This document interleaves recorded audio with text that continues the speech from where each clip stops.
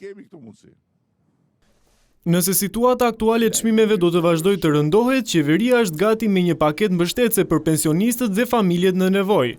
Kryeministri Edi Rama në një takim me të mëshuarit e njësisë nr. 2 në Tiranë theksoi se ata janë në vijën e parë të mbrojtjes nga një situatë e trazuar ekonomike. Dhe nëse do shfaqet edhe çmimet e ushqimeve dhe do të jetë diçka me cilën ne duhet përballemi, sigurisht që ne gjëja e parë që do mendojmë jeni ju, pensionistët, pa tjetër. Të tjerët vinë mbrapa.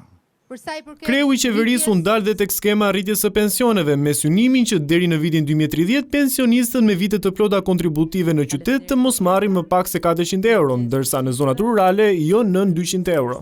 Për këtë arsye, në çdo janar pensioni do të rritet për gjithë muajt në vijim të çdo viti.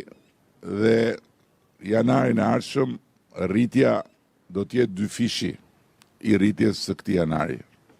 Janarin e 2028-s rritja do të jetë 3 fishi i këtij janari, në 2029 4 fishi dhe në 2030 5 fishi. Edhe pse nuk ishte konfirmuar në buxhetin e vitit 2026, qeveria bëri të ditur se edhe këtë vit pensionistët do të përfitojnë bonusin e fundvitit. Shumë pyetje bëhen edhe për bonusin e fundvitit, nëse bonusi i fundvitit do jepet apo jo.